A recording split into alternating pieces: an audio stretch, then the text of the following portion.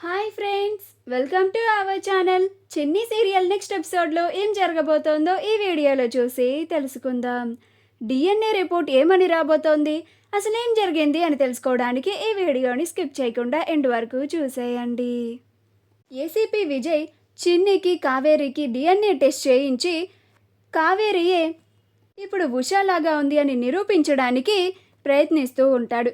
అప్పుడు కావేరి విజయ్ చేసిన పన్నాగానికి తప్పించుకోలేక ఇక తనే కావేరి అని అసలు నిజం బయటపడిపోతుందని చాలా బాధపడుతూ ఉంటుంది. అప్పుడు కావేరి వాళ్ళ ఆంటీ బాలరాజుకి కాల్ చేసి జరిగిందంతా చెప్తుంది. అప్పుడు బాలరాజు, చిన్నమ్మ మీరే ఎలాగైనా కావేరికి సర్ది చెప్పండి, నాకు ఇప్పుడు కొంచెం భయంగానే ఉంది. అసలు నిజం ఎక్కడ బయటపడిపోతుందో, మళ్ళీ కావేరి ఎక్కడ జైలుకి వెళ్ళిపోతుందో అని. కావేరిని ఈ సమస్య నుండి బయటపడేయాలంటే కొంచెం కష్టమే. నేను ఇలా భయపడుతున్న సంగతి, కష్టమని చెప్పిన సంగతి కావేరికి అస్సలు తెలవనివ్వద్దు. మీరే ఇప్పుడు కావేరికి ధైర్యం చెప్పాలి, మీరే తనకిప్పుడు అండగా ఉండాలి అని చెప్తాడు.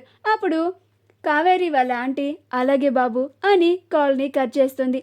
బాలరాజు కావేరిని ఈ సమస్య నుండి ఎలాగైనా బయటపడేయాలి అని, ఆ కేసుని ఎలాగైనా క్లోజ్ చేపించాలి అని, ఏం చేస్తే ఆ డిఎన్ఏ రిపోర్ట్స్ మ్యాచ్ అవ్వకుండా వస్తాయి అని ఆలోచిస్తూ ఉంటాడు.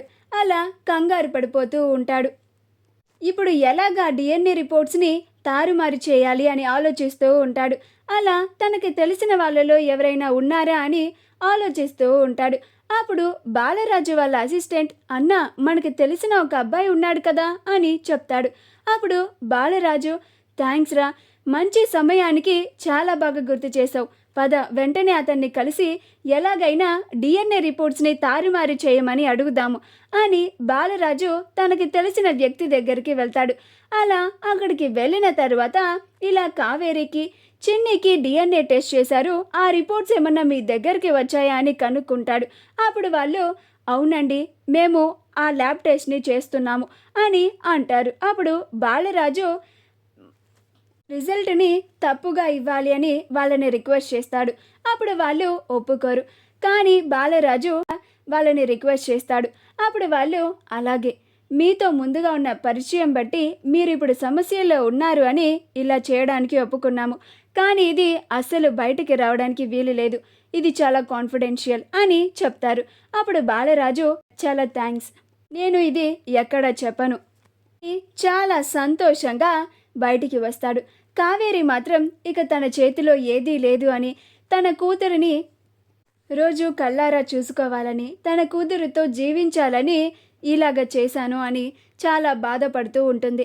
ఇప్పుడు తన వల్ల తన అన్నయ్య కుటుంబానికి కూడా చాలా కష్టాలు కొని తెస్తోంది అని ఇంకా బాధపడుతూ ఉంటుంది.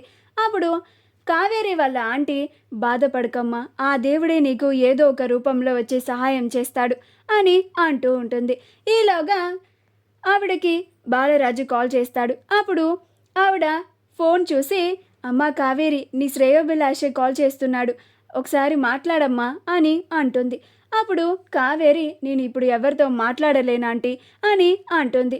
అప్పుడు ఆవిడే కాల్ లిఫ్ట్ చేసి మాట్లాడుతుంది. అప్పుడు బాలరాజు, రేపు ఆ డిఎన్ఏ రిపోర్ట్స్ మ్యాచ్ అయినట్టుగా రావు, మిస్ మ్యాచ్ అయ్యాయని చెప్తారు, కావేరిని అస్సలు కంగారు పడద్దు అని చెప్పండి అని అంటాడు. అప్పుడు ఆవిడ చాలా సంతోషపడి, అమ్మ కావేరి, ఆ దేవుడు నిజంగానే నీకు బాలరాజు రూపంలో సహాయం చేశాడమ్మా, నువ్వింక కంగారు పడాల్సిన అవసరం లేదు అని చెప్తుంది. అప్పుడు కావేరి, అవునా ఆంటీ, ఏం మాట్లాడుతున్నారు మీరు అని అంటుంది. అప్పుడు ఆవిడ జరిగిందంతా చెప్తుంది. అప్పుడు కావేరి చాలా సంతోషపడుతూ ఉంటుంది.